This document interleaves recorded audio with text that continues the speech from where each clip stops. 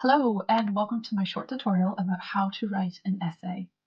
This is a common question that I get from quite a few of my students, and so I thought it'd be quite helpful if I just put together a little guide that can kind of show you the step-by-step process on how to actually formulate your essay. So the first thing you want to do is you need to understand what is your essay question. So what question are you doing? What are they asking you to do within those essay questions? Are there any specific instructions or are there any sort of keywords that have been signposted? So for example, an essay question could be, do you think corporal punishment leads to increased aggression in young people? So now that you've chosen your essay question and you know what you're going to write about, you need to figure out what is your main argument. What is the main thing that you're going to use your essay to argue? What conclusions are you going to come to? This is also known as your thesis statement. Okay, so you've decided on your main argument, or also known as your thesis statement. Now you need to think about what are some of the main points that you're going to cover in your essay to support that main argument. This is because every paragraph, every sort of section of your essay should be written in a way that it loops back and it supports that main argument of your essay. So for example, we might have point number 1. Corporal punishment teaches young people it is okay to hit others. This is part of social learning theory.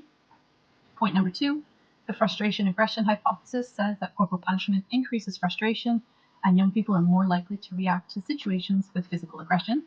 Point number 3, social information processing. Young people who experience corporal punishment are more likely to have negative social information processing and to view situations as negative and to react aggressively. And then point number 4, corporal punishment increases impulsivity, meaning young people will have less self-control and will be more likely to react physically to negative encounters. So here you can see that every single point that we have kind of decided to include in our essay is going to be in support of our main essay argument.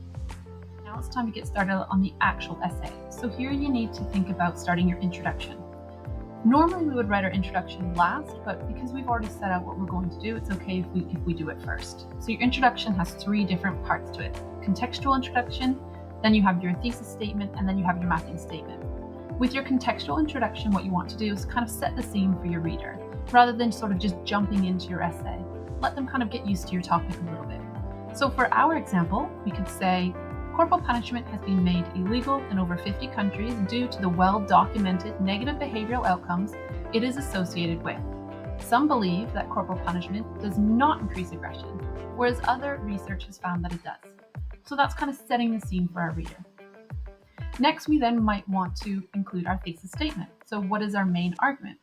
So here, our thesis statement can be kind of portrayed by saying, it will be argued that corporal punishment does increase aggression in young people. Following that, you then want your mapping statement. And remember, this is all in the same paragraph. So your mapping statement is important because it's going to tell your reader what you're going to be doing throughout your essay. So they already have an idea of what's to come. With your mapping statement, your main focus is kind of to bring in those 4 main points that we just discussed in a way that kind of frames sort of the plan or the map to your essay. So for example, we could say, this will be argued by considering research pertaining to social learning theory, the frustration aggression hypothesis, negative social information processing, and the influence of low self-control. So you might recall that those were the 4 points that we had already decided to include in our essay. So now that you know what you're going to be writing about, it's time to turn that into paragraphs. Your paragraphs are simply just taking the 4 main points that you've already decided on earlier on in planning of your essay and turning them into paragraphs. Make sure that you follow proper paragraph structure. This means following the point, evidence, discuss structure. So the first sentence of your paragraph should be the main point of that paragraph, and it should always be linked to your main argument or your main thesis statement. So here, our main point in this paragraph would be, corporal punishment can increase aggression in young people as it teaches young people that it is okay to hit others when you are unhappy with them. So then next, in that same paragraph, the next couple of sentences will be the evidence. This is where you're going to discuss the academic articles, peer-reviewed articles or books, and other research.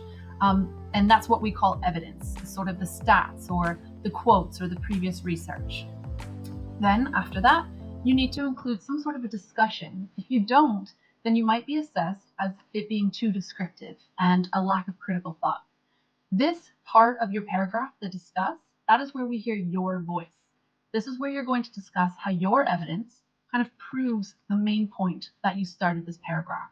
So it's really important kind of to wrap it all together so that you are demonstrating that critical thought.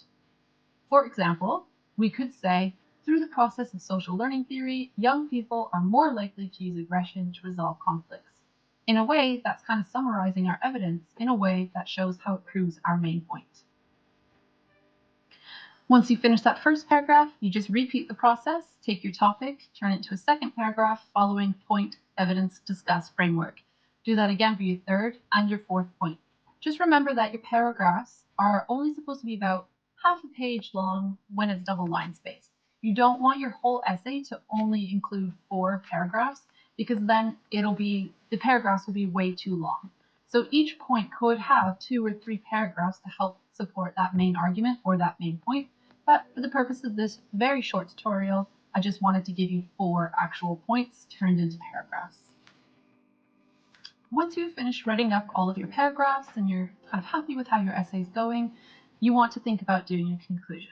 Now, your conclusion is very similar to your introduction, it's just written in past tense.